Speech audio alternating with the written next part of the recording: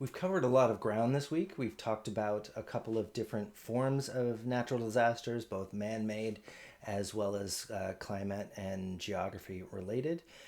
And I wanted to kind of wrap up with a couple of takeaways related to the initial puzzles that I asked in the beginning of today, as well as the motivating question.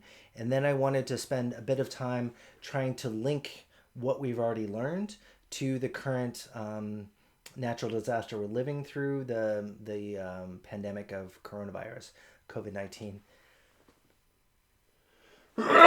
Excuse me. Excuse me. My family of having a cold.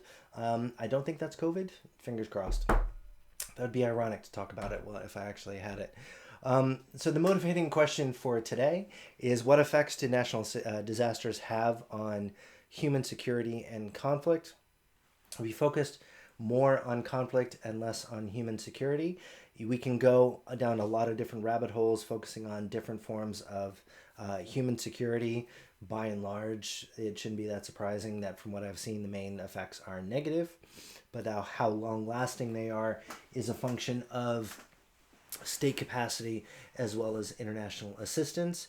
The Haiti earthquake in 2010 would be an example of a state that had limited capacity and was already facing a lot of challenges domestically. A lot of the assistance was provided, as we've talked about, but they still have a long way to go, and infrastructure is still a challenge. So for the natural disasters in conflict literature, there's kind of distinct but related causes connecting natural disasters to conflict onset as well as duration, and how different forms of disasters, both quick onset and slow moving, can have contrasting effects on either decreasing the chance of conflict by making it harder for people to be dissatisfied, or through rallying around the flag, making people happy and less motivated to use conflict if the state responds well, or it can increase the risk of conflict due to increased grievances, increased desperation, lower opportunity costs, etc. I used Aceh as probably the most direct example of the possible pacifying effects of a natural disaster on conflict, as one of those lower scale conflicts that don't get as much attention as a lot of the ones we might have covered in other weeks of the class. I wanted to highlight these kind of smaller conflicts, but that can have big implications both for natural resource extraction, for violence, for huge countries like Indonesia. We didn't focus on the direct relationships to human security, and if I wanted to take that Homer-Dixon graph out, we could see how a path diagram, you could see how it might affect human security in a lot of different ways. I tried to focus to make it consistent with previous weeks, but you could tell other stories about a multi-step process working through human security linking to conflict. And we can debate in workshop to what extent we need to incorporate a more realistic and complete picture to how human security issues are crucial, because you could definitely make that argument. But I wanted to spend a couple of minutes talking about how pandemics might have an effect on conflict, and how the current pandemic, there's been calls for ceasefires and moving towards peace in a way that could be akin to the Aceh example. The United Nations Secretary General back in March of this year made a call for a global ceasefire, to focus on the true fight of our lives, to be able to survive the pandemic. This was supported by some groups. A couple of months afterwards, the UN Security Chief was highlighting, the Secretary General of the United Nations was highlighting how 11 nations signed on. Other people have been more skeptical because it takes not just one side to declare a ceasefire, it takes two. And in some cases, it was the weaker side who might sign on to the agreement and not be honored by the other side.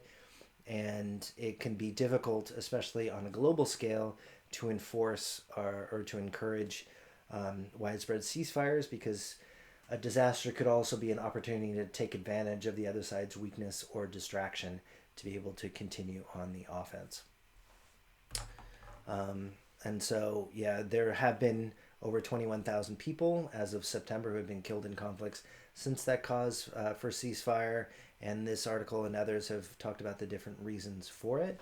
And you can see how pandemic explanations for how pandemics are linked to conflict would coincide with a lot of literature that we've seen on other types of disaster, whether earthquakes, flooding, or other kind of climatological or geological disasters, as well as man-made, that it puts pressure on governments to respond. If governments are distracted by trying to enforce quarantines or focus on providing healthcare for people who have been infected, that could distract from their ability to be able to fight rebel groups. People who are fighting the government might live in more remote areas that might not have as much of a risk. But then, like in Yemen, the ability to be able to respond once an outbreak actually happens can be non-existent or barely there. It can also make things substantially worse, that people are just worried about their own survival. It can distract from being able to fight a conflict regardless of what side you're on. And so in thinking about COVID-19 and the coronavirus over the course of the semester, as we've kind of touched on these causal mechanisms, I think it would be really interesting if any of you wanted to write a paper on it to try to draw any lessons from the other literature and to be able to apply to a pandemic. Spanish flu was happening towards the end of World War I, and so there were other factors that affected the overall conflict propensity in different parts of the world. But we haven't seen Ebola, swine flu, or others kind of lead to a specific link to conflict onset. But that's not to say that it isn't possible. It depends on how the government responds and the interests of the civilians on the ground. I think the one thing that's really, really interesting about this pandemic is the amount of information we have about where things are happening. Some of the information is, of course, subject to change or is politically motivated for releasing data or not releasing data. The ACLID data project that we've seen over the course of the semester for this class has gathered data on specific COVID-related violent or protest events around the world. And this is from the latest report going from September 27th through October 3rd. And you see how widespread the low-level instability, protest or otherwise, has covered the world from the U.S. to China, India, Russia, Turkey, South Africa. You see how widespread the COVID response can actually lead to dissatisfaction. This is a lot more fine-grained. There's a lot of really great data out there and a lot of questions that can be answered about the COVID process. I think for me, related to my earlier research, I'd be interested to see how remittance patterns have spiked given outbreaks in lockdown and economic hardship, and how that's been able to smooth over people's ability to pay their rent and to pay for food. But I'm just waiting to get better data on remittances as well as some time to kind of think about these kind of questions you could ask. But there's a lot of questions you could ask. There's new data that show that there are COVID forms of dislocation.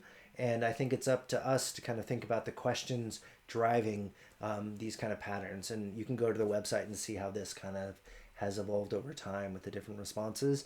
And you could look at actual numbers of cases to see where the cases are and where the protests are or violence to kind of see what the connections could be. And so I'll end with my last lecture question. Given what we know about how other forms of natural disasters affect the probability of conflict, why hasn't there been more civil conflict or political violence, given how since the pandemic has started? We've seen widespread economic contraction in a lot of different countries around the world. Relative and absolute scarcity has gotten worse in a lot of different parts of the world. You can just see that in Australia itself. So while the COVID-19 tracker has seen some dislocation, why isn't it worse? How can we understand not just why conflict starts, but why it doesn't? What countervailing factors might go against these kind of external shocks like natural disasters that we focused on this week to try to explain not just why there is war, but why there isn't, and what can we do as citizens, as governments, as countries to try to prevent violence. Because I think from a normative perspective, that's what we're all interested in doing, right? I am a member of Peace Science Society, and we study war, but with a normative goal at trying to increase the amounts of peace. And for the next, this is my kind of segue to the next 2 weeks, which is we focused on how things can make, how structural factors, strategic incentives, individual motivations can make life worse. Through next week and the week after, we're going to see how domestic and international responses to these large-scale structural challenges like climate change, international movement of peoples, natural disasters, how governments are responding, and how that kind of provides a countervailing force to the march for war that we've seen in certain areas. So I think it's a really interesting way to kind of segue to the last part of the class. And I'm really looking forward to getting into the workshops and to seeing your proposals to see how you're kind of taking this forward yourself. So thank you for your time, and I look forward to seeing you in the workshops.